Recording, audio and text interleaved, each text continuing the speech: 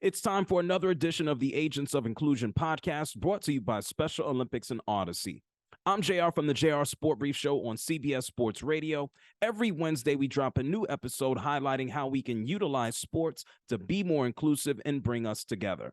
Make sure you subscribe so you're introduced to new athletes and stories when they drop every week. For this episode, it's off to Pennsylvania to check in with athlete Daniel Morales. Daniel recently moved to PA from Virginia, where he worked with Special Olympics. In a few seconds, you'll hear why he's one of the most energetic and inspiring athletes. He's really the life of the party. A matter of fact, let's keep the energy going and check in with Daniel Morales. It's another edition of the Agents of Inclusion podcast, and right now we're going to Special Olympics, Pennsylvania. We're going to have a conversation right now, as I mentioned, with my main man, Daniel Morales. Daniel, how are you? I can't complain, JR. How are you? Man, I don't have anything to complain about as well. I'm happy to hear that you're joining us. We're going to learn more about you, your story. I guess my first question is, how did you get involved in Special Olympics? Well, I was 8 years old, and it was in the state of Washington. I got into Special Olympics softball and bowling, and I've just been part of a family ever since. I've done Washington, Hawaii, Virginia, and now Pennsylvania. That's cool. I understand. And we're going to talk about that you not only participated in Virginia, but you also worked as well. But we'll get there. What is the best part about participating in Special Olympics? The best part about participating in Special Olympics is just the camaraderie between the athletes. Like, even here in Pennsylvania and in Virginia, the people that I compete against, I'm still friends with today. I can remember vividly going onto the field, going onto the court, and just, catching up with some of my opponents and then beating them horrendously. All right. And so amongst every place that you've competed, and you talked about the camaraderie, you mentioned and rattled off some of the sports that you participate in. Tell us again, what are they? What's haven't I done? Done bocce, softball, bowling, track and field, basketball, and soccer. And I'm trying to do bowling come the winter, and I'm currently in soccer right now. So how long have you been participating in Special Olympics? How many years? Over half my life. 16 years.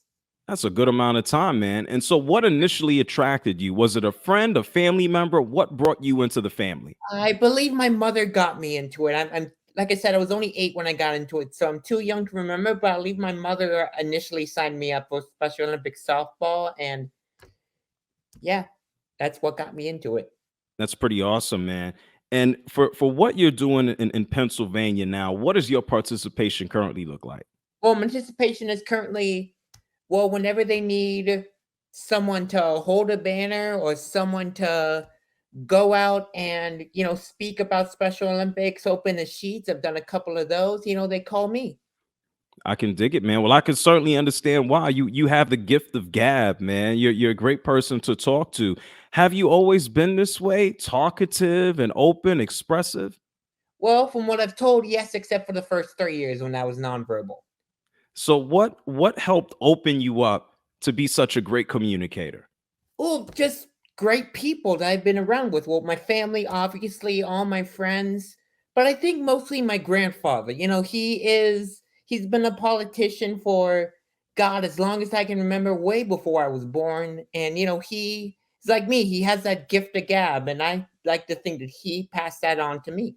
So he passes that on to you. You're Yes, now sir. spreading the good word of Special Olympics to people every place that you go. Yes, What sir. advice would you give to other people about opening up?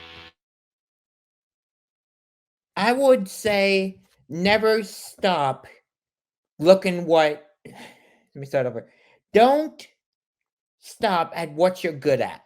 You find something that you're good at. You keep on doing that. You'll never work a day in your life because you're having too much fun. You talk about having too much fun. When you're not participating in Special Olympics, what is fun to you? What is fun to me?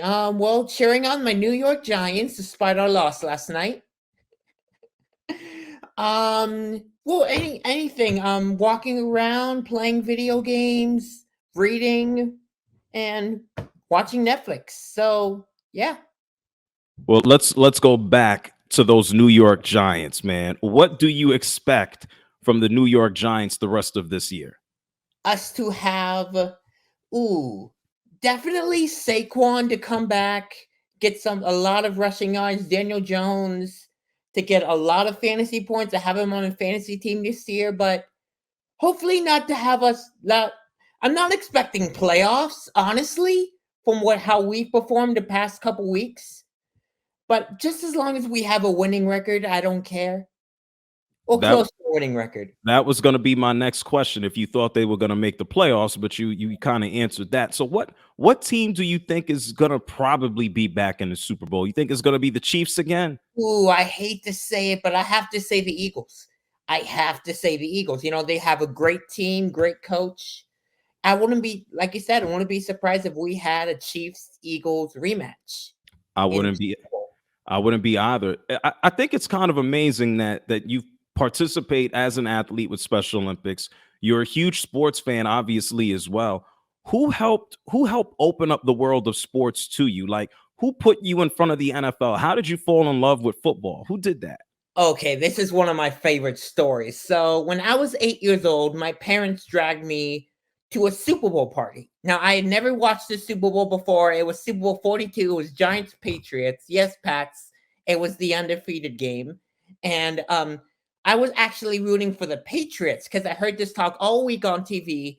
Patriots are going to go undefeated. Patriots are going to win the Super Bowl. So I thought, you know what? I'm watching this. I'm going to root for the Patriots. And I don't explain it. I can't explain it. I remember vividly watching the pregame show and seeing Alicia Keys perform No One and Rihanna perform Umbrella as the ticker Super Bowl 42 coming up next. I can vividly picture that in my head. But anyways, that's just one of my favorite memories of that. No, one of my favorite memories is going in front of the TV when that play happened. Yes, the helmet catch. And I'm like, I never want to miss another play like this. David Tyree.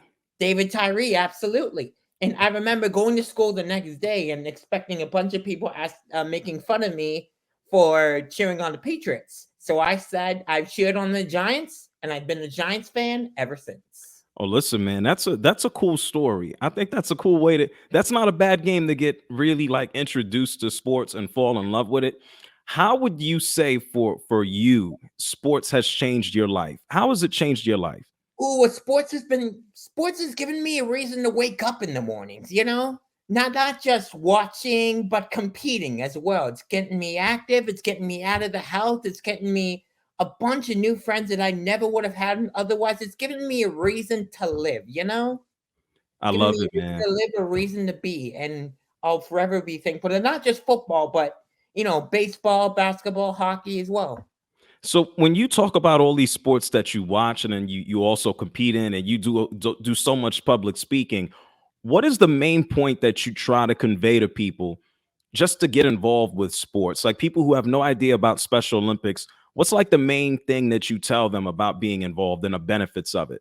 Well, the main thing I tell them is that, well, I was bullied a lot. Well, if I could say, I was bullied a lot in sixth grade in elementary school, and that's when I really got started Special Olympics. So I tell people, for everyone who does not have a place of their own, you will find a place here. Like you will have a home here at Special Olympics because I certainly have, and I'm forever grateful for it.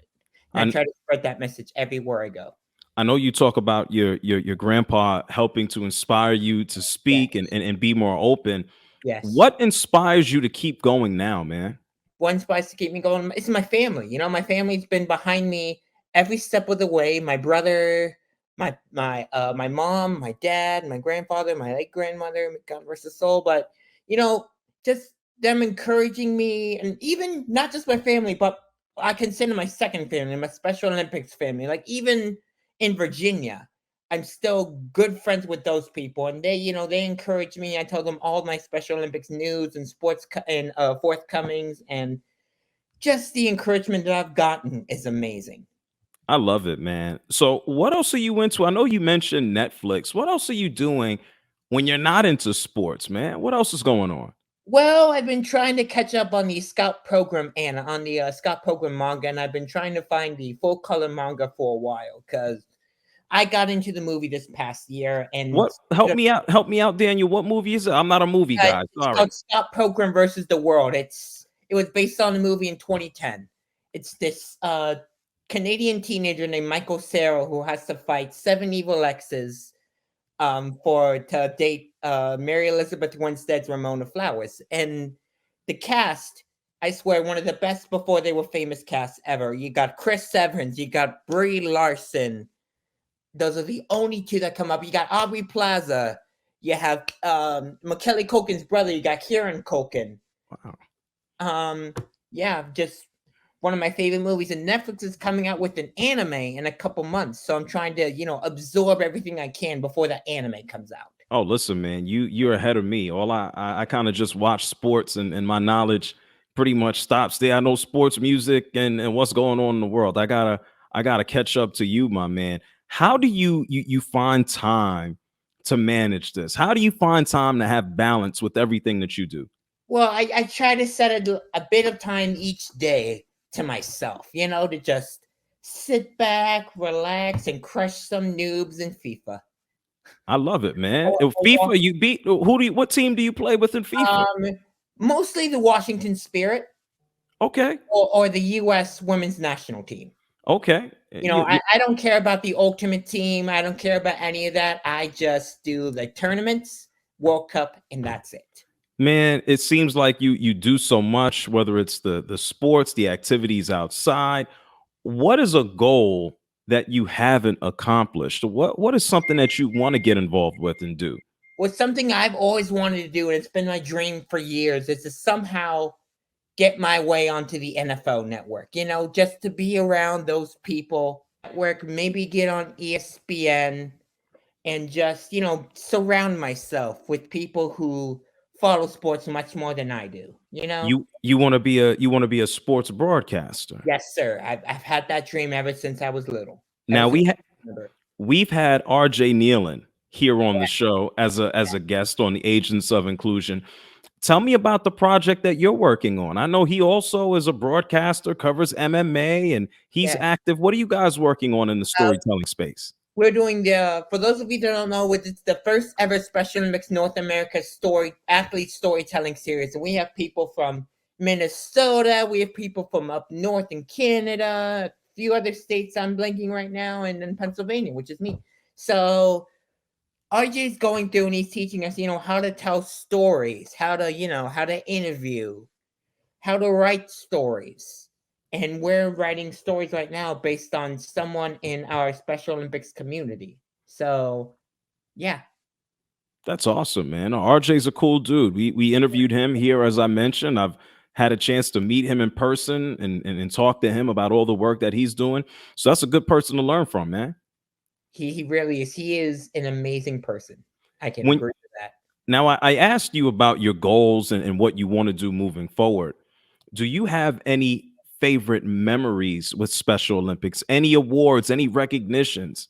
Any favorite? Well, I do remember being a global messenger in Virginia a few years ago and just, getting to travel the state and do all of that. But my absolute favorite sort of memories comes from going to as I said, the USA Games last year down in Orlando, getting to, because I've only been to state before then. I've never been to the USA Games. Just going down there and to experience it for the very first time in Orlando on Disney property, where I haven't been in about 13 years.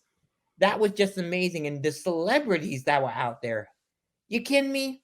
Warren Sapp, the Globetrotters, Miss America, Formula One driver, getting to interview them and getting to hone my interview skills while also getting some dope autographs. It's just one of the coolest moments of my life, Oh, did you see Mickey Mouse there? You saw Mickey, of course, right? I don't. Well, of course they had they all did the opening ceremonies at the Orlando Pride. Might be the Pride, the women's soccer stadium. Okay, that's Yeah. awesome, man. Thank Well, you. Daniel, I'm at a loss. You're a man of kind of everything, man. Yes, sir. So I call myself an agent of chaos. what are you called? An agent of I chaos? call myself an agent of chaos. You gave yourself that nickname, or somebody gave it to you? I gave myself that nickname. Okay. Well, when you're not creating chaos, when you're not playing sports or doing the video games, I mean, just going around the world. I know you were a global messenger and you're still an advocate. Man, give me a final word that you would share with all of our listeners about inclusion. What makes inclusion so important? What makes inclusion so important to me is that, well, like like the word says, inclusion includes everyone. No child left behind. And if I can make, I'd like to close on one of my favorite quotes that I heard from Bill Fagerbaki, the voice of Patrick. He once said, "It's nice to be important, but it's important to be nice." And that is one of my favorite quotes, and that is a quote that I think supports inclusion pretty well. Why is that one of your favorite quotes? That's one of my favorite quotes because something I live every day. There's too much negativity in the world right now. There's too much bad news going on in the world right now. I'm just trying to spread a little positivity in the world, because I think that we all need that, and everyone listening might need that, and I might need that. Well, So, listen, yeah. Daniel, let me tell you this, man. You said you were trying to spread positivity. You're not trying. You are, man. And I appreciate you doing so. And I know our listeners appreciate it too. Thank you so much for the time. Is there anything else that you want to say in finality, man? You can Uh, probably run this podcast instead of me. I'm available whenever. Yes. Next month we are holding our first annual plane pull. It's going to be October 4th in Pennsylvania. Good. We're having our very first plane pull in Lehigh Valley in Pennsylvania, which I know because I set this up. I came over in Pennsylvania and I came over from Virginia, and I said, we have to do this. This will be a good franchise, a good fundraising opportunity. So, we're doing it. So Right. I thank you for having me on. This has been a true honor.